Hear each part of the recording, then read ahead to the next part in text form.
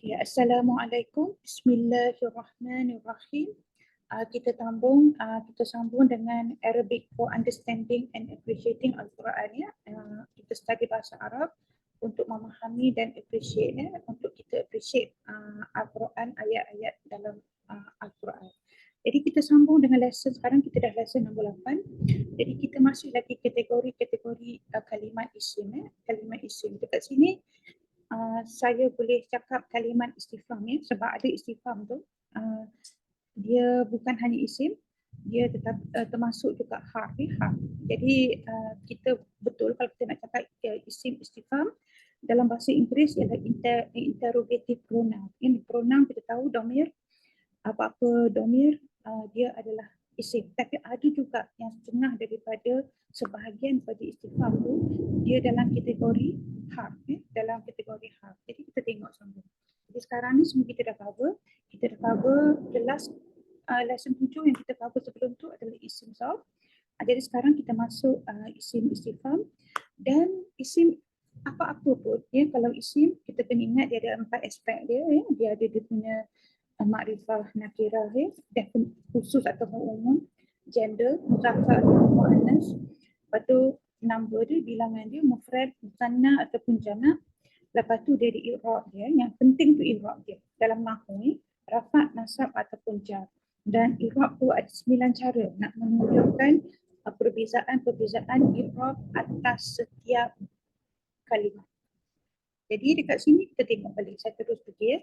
Jadi saya extract daripada, ada dua ya, saya ambil dua slide daripada nota Profesor Dr. Jamal Ahmad Bashir Badi.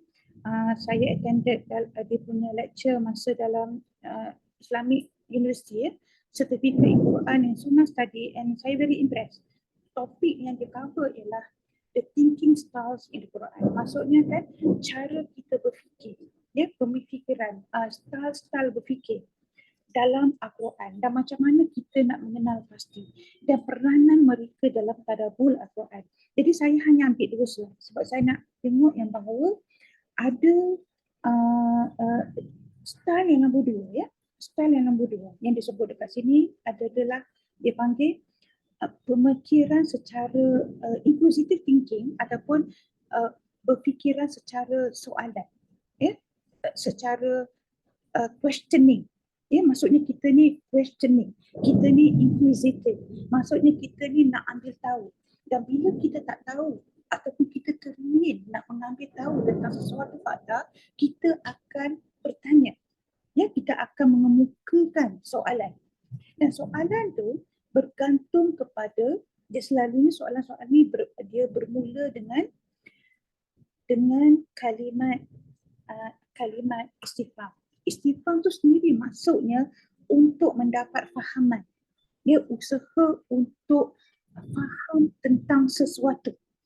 Kan kita cakap faham kan? Faham tu ialah kita nak understand.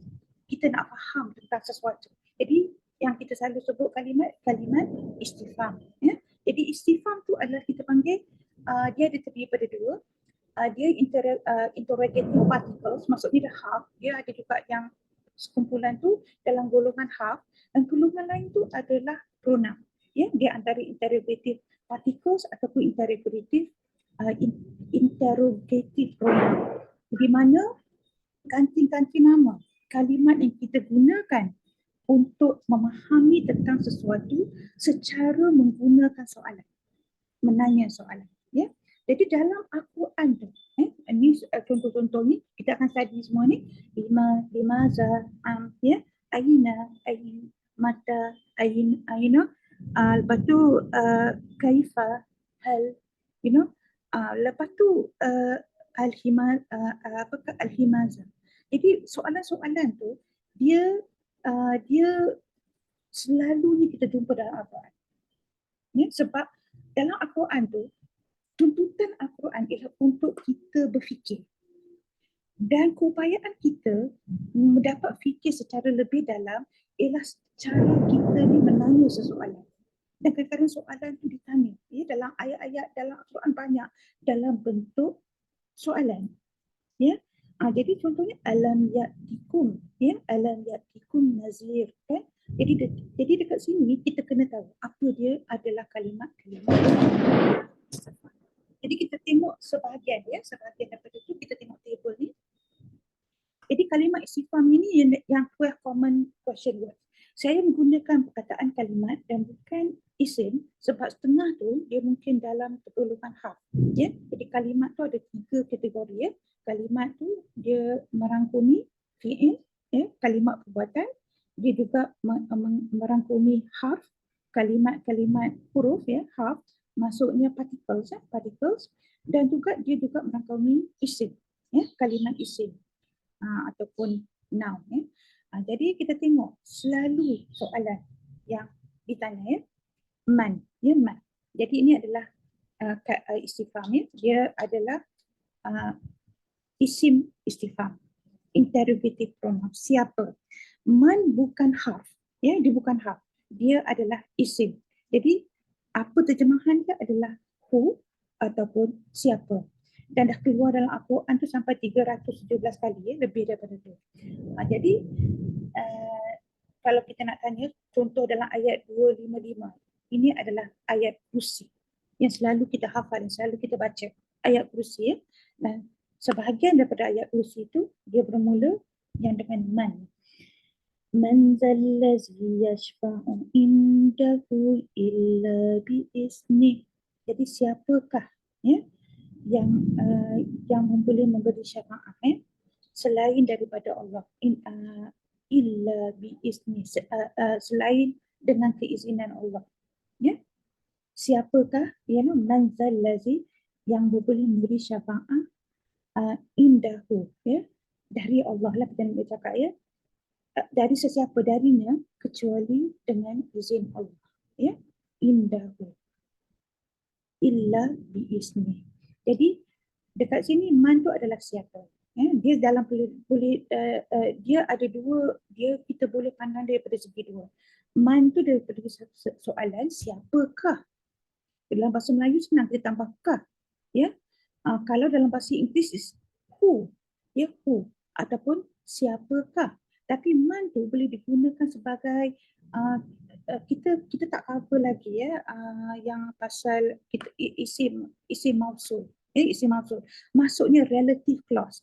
Dalam bahasa Melayu kita terjemahan sebagai yang ada yang yang tu, ya, yang siapa, ya, siapa yang macam tu, siapa yang membuat, ya, siapa yang mengajar. Jadi maksudnya siapa tu dari segi konsep dia sebagai relative clause. Kita tak belajar lagi isim mausul tu, nanti insyaAllah kita ajar. Jadi dia dua peranan, bukan hanya daripada segi kalimat istifham tapi juga dalam isim mausul. Dalam bahasa Inggeris relative clause, ya, relative clause. Dalam bahasa Melayu saya nak cakap yang, yang, ya. Okey. Lepas tu kita tengok yang kedua tu ma ataupun maza. Jadi dua tu makna dia sama. Jadi what ataupun apakah. Jadi ma tu ada banyak format, ada 10, ya, kita boleh buat interpretasi ma tu, tapi sekarang saya ambil dalam konteks ma tu sebagai soalan apa. Bukan tidak, ya, bukan negatif, ya. Ma tu sebagai apa, ataupun maza. Jadi banyak kali keluar dekat Al-Quran. Contohnya ayat 26 Al-Baqarah, ya. Wa annal ladzina kafaru fayaquluna madza aradallahu bihadza masalah. Jadi pada mereka, ya, dan apabila mereka yang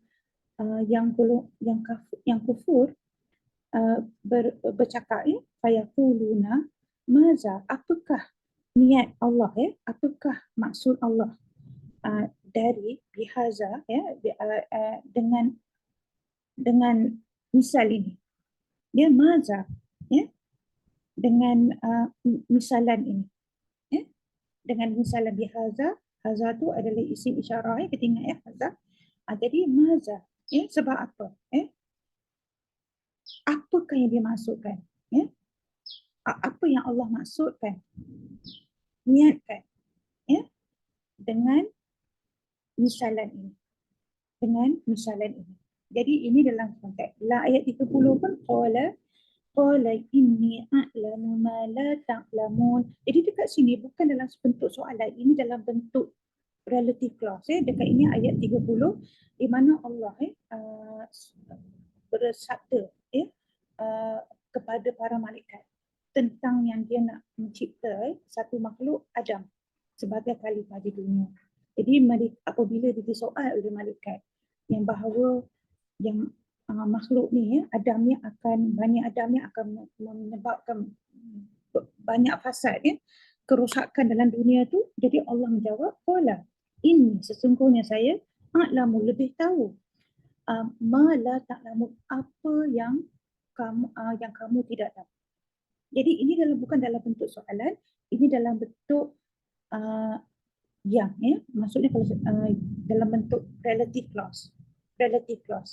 Okey. Yang nombor 3 tu aina. Aina tu di mana? Ya. Macam kadang-kadang kita sebut wa aina tashabun ya. Jadi aina tu where, manakah ya? Wa huwa ma'akum aina ma kuntum wallahu bima ta'maluna basir. Dan Allah dan dia sentiasa bersama kamu, ma'akum. Di mana? Aina ma di mana kamu berada. Ya? Di mana kamu.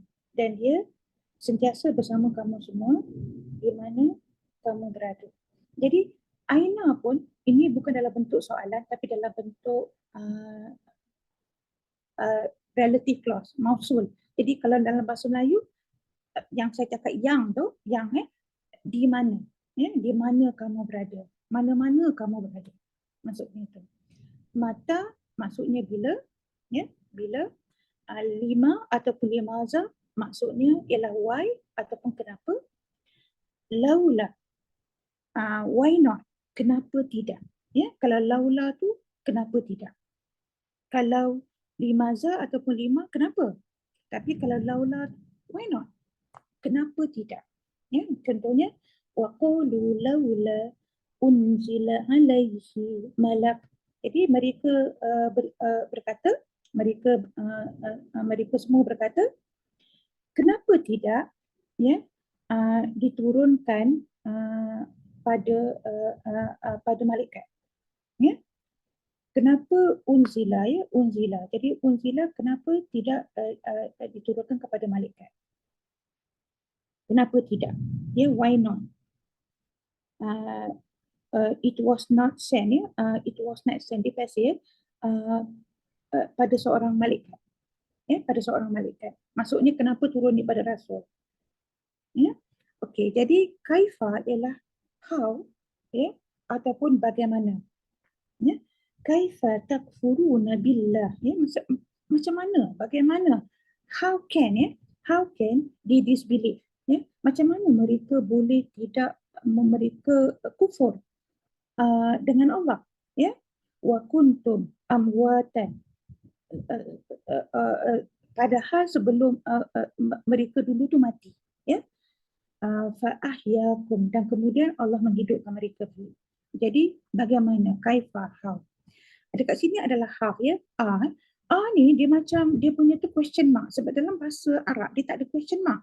Dalam bahasa Inggeris kita ada question mark. Bahasa Melayu ni kita boleh tambahkan kah, adakah, iyakah, bila ke, ataupun kah ataupun ke, ya ke. Itu yang kita panggil yang hamzah istifham. Hamzah istifham ataupun hal. Ini adalah dia akan kalimah ni nak menunjuk pada kita yang satu soalan akan ditanya. Jadi is, has bergantung pada konteks. Adakah, apakah, iyakah, iyakah. Jadi dekat sini hal ataka hadithu Musa. Jadi telah datangkah pada kamu cerita tentang Musa. Did it come to you the story of Musa? Contohnya, did it come? Jadi maksudnya kalau dalam kita nak terjemah, kita letak question mark. Kita letak question mark. Jadi bahasa Melayu selalunya adakah, telah datangkah cerita Musa. Cerita Musa. Telah datang kepada kamu cerita Musa. Berita tentang Musa. Hadis Musa ataupun hal jazaa'ul ihsani illal ihsan. Jadi bukankah hal jaza tu maksudnya the compensation reward maksudnya balasan balasan pada kebaikan. Bukankah balasan kepada kebaikan ialah kebaikan, maksud tu ya. Bukankah balasan kepada kebaikan al-ihsan kecuali kebaikan juga, macam tu ya. Illa ihsan, kecuali kebaikan juga. Ayat tu ialah which ataupun mana satu ya, mana satu, which one ya, which one, mana satu. Jadi dekat sini yang surah dalam surah Ar-Rahman, fabi ayyi ala'i rabbikuma tukazziban, dan dari mana satu ya, which apa tu, favors ya, apakah yang rahmat yang Allah bagi kamu tolak, kamu dustakan fabi ayyi, yang mana satu, ala'i kebaikan ataupun rahmat ataupun favor yang dari favor rabbikum rabbikuma, Tuhan kamu, maksudnya rahmat Tuhan kamu, the favors of your Lord that you rejected, that you, yang kita dustakan ya. Jadi ini adalah ayat. Lepas tu kita tengok kam tu how much, berapa ya, berapa. Jadi kalau saya nak tengok ni dekat sini berapa je supaya nampak kam Jadi sal, tanyalah sal Bani Israel, tanyalah pada Bani Israel kam atainahum min ayatin bayyinah, berapa banyak ayat ataina yang kami telah turunkan kepada mereka ya, yang ayat yang betul terang ya. Berapa ataina, berapa kali kami dah turunkan, berikan kepada mereka dari antara ayat kami yang nyata, yang bayyinah, ayatin bayyinatin ya, yang terang, yang jelas, yang nyata. Jadi yang berapa kali, how much, berapa kali yang kami sudah berikan ya, ataina, yang kami dah sampaikan pada mereka ni. Okey, ada soalan so far? Saya tak bagi cover banyak, jadi kita tengok yang mana yang common ni ya, yang common ni dulu. Dia lebih kurang ada 12. Jadi kalau contoh, kita tengok contoh yang ada dalam Al-Quran. Saya nak menceritakan sikit. Ada apa beza ma dengan maza? Jadi ma dengan maza tu dua-dua tu terjemahan dia sama. Maksudnya apa ataupun what, apa ataupun what. Kadang-kadang kita nampak tulis ma, kadang-kadang adalah maza. Tetapi maza tu dia hanya kita boleh digunakan kalau dia berkaitan dengan kalimat perbuatan fi'il. Maza selalunya tak digunakan dalam kalimat isim. Ya, maksudnya jumlah ismiyah ya, ayat isim, ayat ismiyah. Maksudnya nominal sentence, dia selalunya ayat perbuatan, maza. Tetapi ma, makna dia sama, boleh digunakan untuk ayat fi'iliyah, sebelum fi'il pun boleh guna, sebelum isim pun boleh guna ya, ma. Jadi maza tu selalunya khusus pada kalimat perbuatan. Jadi itu beza dia. Jadi kita tengok contoh dia. Yas'alunaka maza yunfiquna ya. Saya pergi kat sini. Yas'alunaka maza yunfiqun. Jadi mereka bertanya kepada kamu Taka ni adalah ganti nama kepada isim domir ya, muttasil, isim domir muttasil. Dia hadir di dalam rafa i'rab dia rafa, dia merujuk kepada Rasulullah ya. Mereka bertanya kepada kamu, yas'alunaka maza yunfiqu, apa yang kami harus belanja ya, pada apa ya, kita saya terpaksa tambah pada kalau kita nak selarikan dengan bahasa Melayu. Jadi pada apa yang kami patut belanja yang kami belanjakan, ya, pada apa. Jadi kul, ya, ma anfaqtum min khair, maksudnya apa-apa yang kamu belanjakan, yang kamu telah belanjakan pada kebaikan. Jadi dekat sini kul, kul, katakanlah kul ma. Jadi ma dekat sini dia maksudnya apa juga, ya, ma anfaqtum, apa yang kamu yang kamu telah belanjakan dari kebaikan, pada yang benda yang baik. Khair falil walidain, dan juga kepada kedua ibu bapa kamu, ya, dan juga kepada khair fal walidain, ya, pada kedua ibu bapa kamu. Jadi dekat sini kita nampak ma dengan maza dalam satu ayat. Kedua-duanya menceritakan terjemahannya sama. Apa yang kamu belanja, apakah yang patut kami belanja, contohnya, ya. Jadi ini adalah ma dengan maza. Lepas tu kita tengok juga wa yas'alunaka maza yunfiquna qulil afwa, ya. Jadi dekat sini yang yas'alunaka, apa-apa ayat yang bermula dengan yas'alunaka tu dia selalunya ayat yang berbentuk ada asbab an-nuzul, ya. Dia ada sebab ayat itu diturunkan sebab dia berdasarkan untuk menjawab soalan. Ya, jadi kat sini sama juga maza yunfiqu. Dekat yang Al-Maidah yas'alunaka maza uhilla lahum. Jadi apa yang halal pada kami, apa yang kami ialah apa yang halal pada mereka lah, ya, lahum, ya. Qul uhilla lakumut thayyibat. Jadi apa-apa yang benda yang halal untuk kita adalah benda yang thayyib, ya, benda yang thayyibat, benda yang thayyib adalah halal untuk kita. Ini dari segi dalam surah Al-Maidah. Jadi banyaklah, saya tak payah nak go through everything, ya. Qala ini kita dah sebut dah. Jadi wa'alamu ma. Jadi semua ni terjemahan, terjemahan yang merujuk kepada apa ataupun buat, di mana dia memberi dia sebagai ganti nama untuk nak memberi fahaman yang lebih banyak pada mana-mana soalan. Wa yas'alunaka maza yunfiqu, contohnya, ya. Yas'alunaka maza uhilla, ya. Jadi dekat sini qala inni a'lamu ma pun ialah apa-apa, ya, yang a'lamu ma ta'lamun, apa-apa. Maksudnya bukan hanya satu benda je. Ada banyak benda yang Allah lebih tahu, lebih mengetahui daripada apa yang kamu semua ketahui. Ya, yang apa yang kamu, ilmu Allah adalah lebih luas lagi.